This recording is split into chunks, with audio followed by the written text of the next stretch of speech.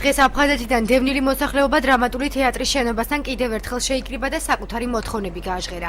ისინი ფართომასშტაბიანი აქციის გამართვას გეგმავდნენ, თუმცა ავღანეთში ქართველი სამხედრო მოსამსახურეების დაღუპვასთან დაკავშირებით რადიკალური ზომების მიღებისგან თავი შეიკავეს და დაღუპულ გმირებს პატივი მიაგეს. ჩვენი მესიჯი და მთავარი მოთხოვნა მოგეხსენებათ დაგვაკმაყოფილონ ბინით.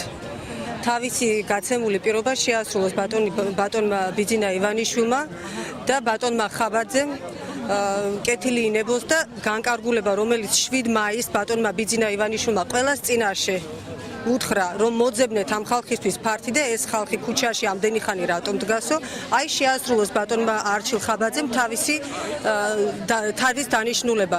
ჩემი მოთხოვნა ეს იქნება, რომ ჩვენ დაგვაკმაყოფილონ, რაც დაგვფერდა ბატონ ბიძინა ივანიშვილი, ხელი ჩამოგვართო და აუცილებლად დაგეხმარებითო გვითხრა. აი ეს მოთხოვნა დაგვაკმაყოფილონ ბებო, ქუჩაში არ მოვგდეთ ისე.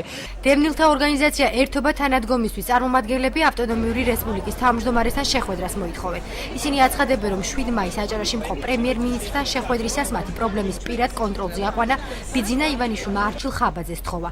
თუმცა დევნილების განცხადებით აჭარის მთავრობაში დევნილთა წარმომადგენლების მიღებაზე უარს აცხადებენ.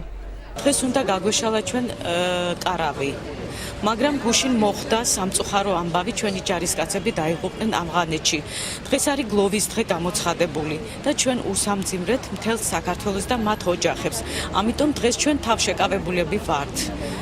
ბატონ არჩილ ხაბაძეს არ უნდა ჩვენთან შეხვედრა. მოვითხოვეთ უკვე რამოდენიმეჯერ, მაგრამ შეხვედრა არ უნდა. დევნილთა სამინისტრო საზოგადოებასთან და მასმედიასთან ურთიერთობის სამსახურის უფროსის განცხადებით შექმნილია სპეციალური ჯგუფი, რომელიც დევნილთა პრობლემების შესწავლის პროცესშია. აღნიშნულ საკითხთან დაკავშირებით დევნილთა სამინისტროში შეიქმნა სპეციალური ჯგუფი, რომლებიც 2 კვირის განმავლობაში იმყოფებოდნენ მივლინებით აჭარაში. ჯგუფმა დაახლოებით 2 კვირა იმუშავა, სპეციალურმა ჯგუფმა.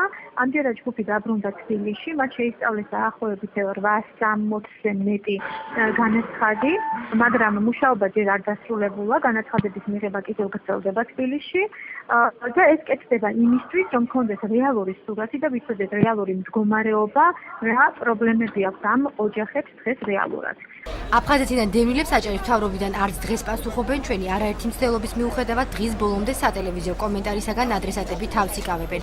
აქციის მონაწილეთა განცხადებით მომავალი კვირიდან ფართომასშტაბიანი აქციები დაიწყება.